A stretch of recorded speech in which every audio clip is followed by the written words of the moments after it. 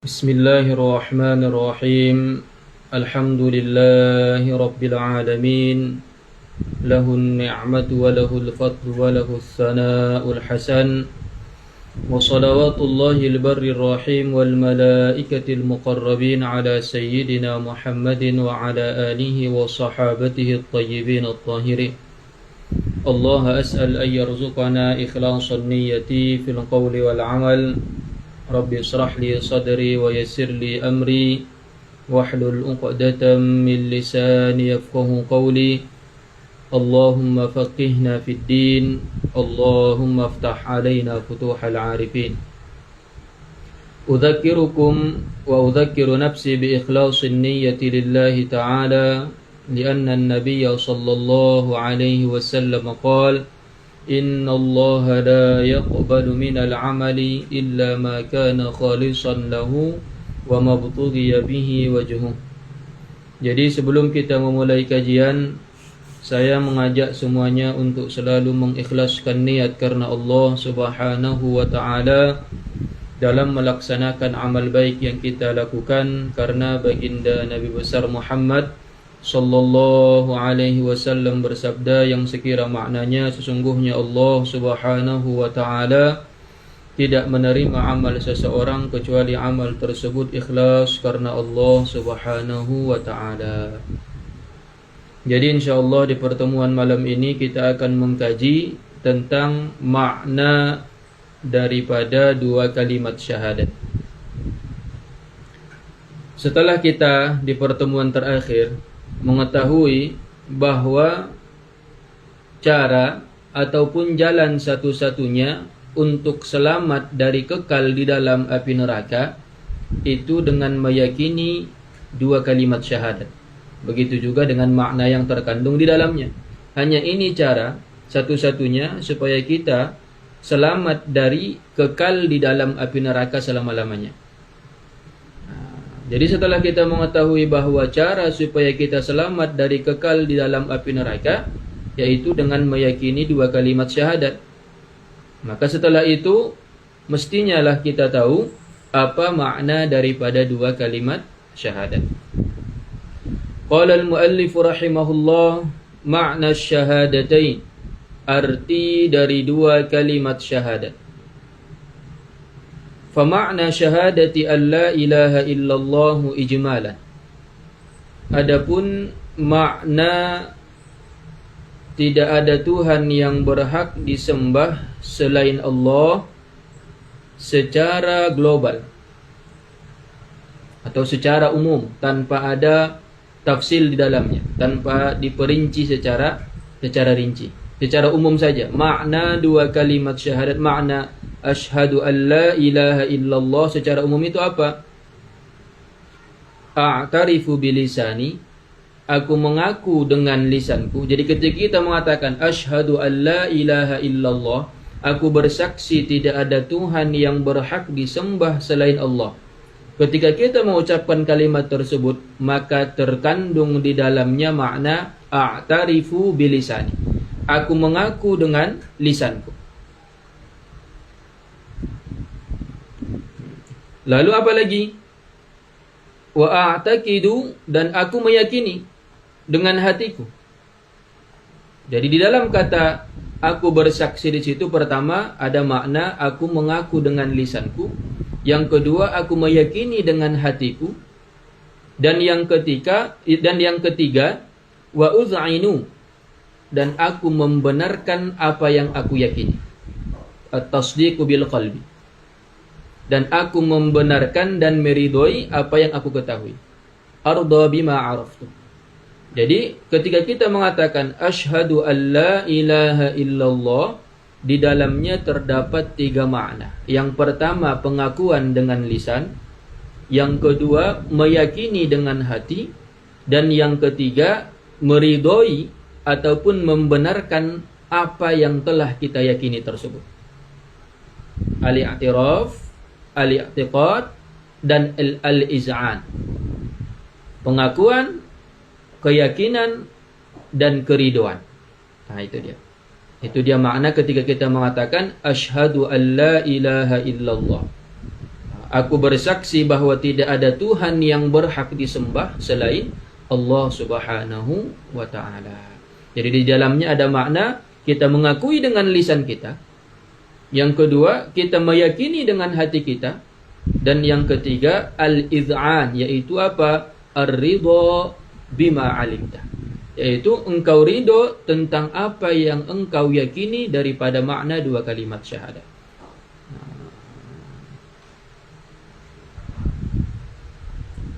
Wa uz'inu biqalbi, dan aku meridhoi dengan hati. Annal ma'buda bihaq, bahwa yang berhak disembah huwallahu ta'ala faqat, hanyalah Allah Subhanahu wa ta'ala.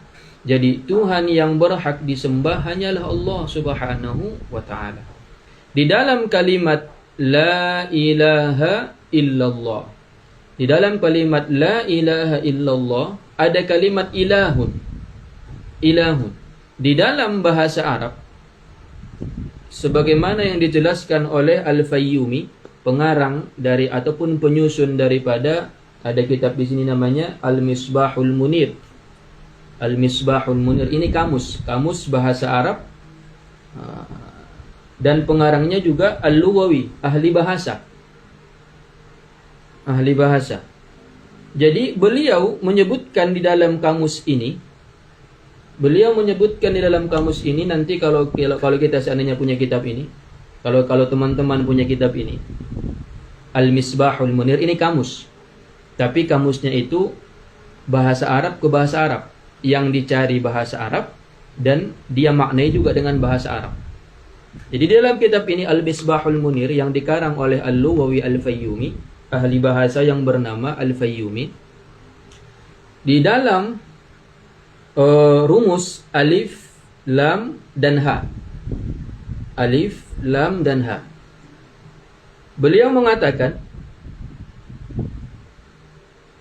al-ilah ta'abbada wal ilahu al-ma'budu. Yang dimaksud dengan kata ilah adalah yang disembah, wa huwa Allah ta'ala, yaitu adalah Allah Subhanahu wa ta'ala. Jadi ketika dikatakan kalimat ilahun, Tuhan, maka di dalam bahasa Arab yang dimaksud hanya Allah Subhanahu wa ta'ala, tidak Tuhan yang lain. Jadi di asal bahasa Arab, asalnya dulu orang-orang Arab ketika mempergunakan kata ilah, yang dimaksud hanyalah Allah Subhanahu wa ta'ala.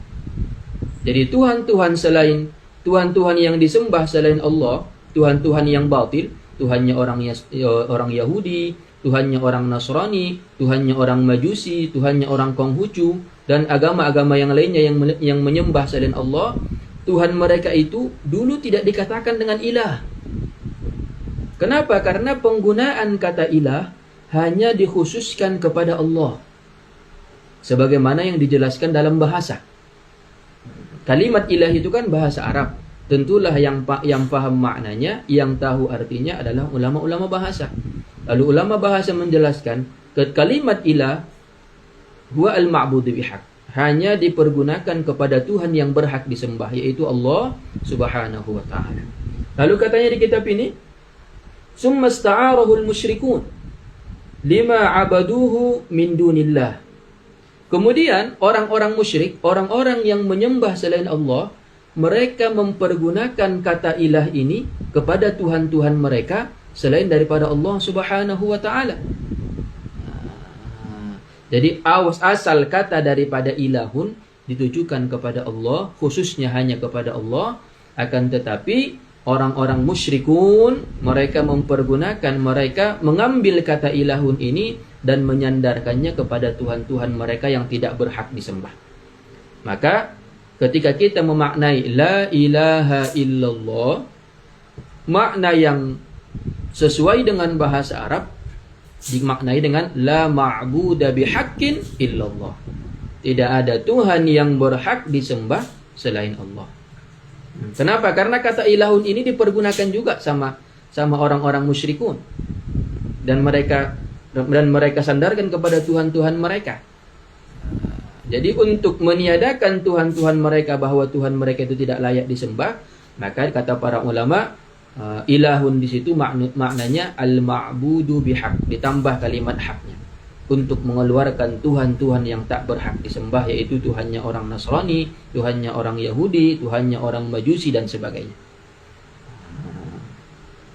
Jadi annal ma'buda bihaqqin, bahwa Tuhan yang berhak disembah huwallahu ta'ala faqat, hanyalah Allah subhanahu wa ta'ala saja.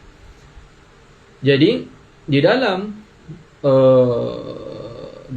Ahlus Sunnah wal Jamaah, makna la ilaha illallah, para ulama itu mempunyai dua pemahaman ataupun dua pengertian, bukan karena mereka bertentangan, tidak.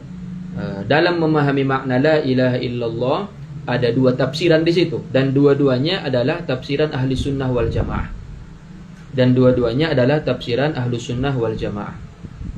Sebagaimana yang dijelaskan para ulama, nanti saya tulisin. Jadi cara mudah untuk menafsiri kalimat la ilaha illallah, apakah teman-teman bisa melihat? Ini ada papan tulis kan? Jadi ketika saya tulis nanti kalimat la ilaha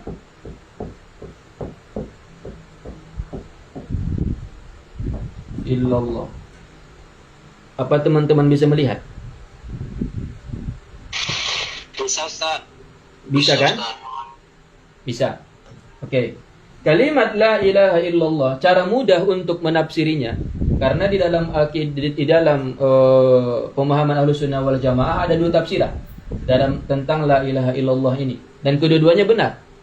Maka kalimat ilahun ini mempunyai dua makna. Yang pertama,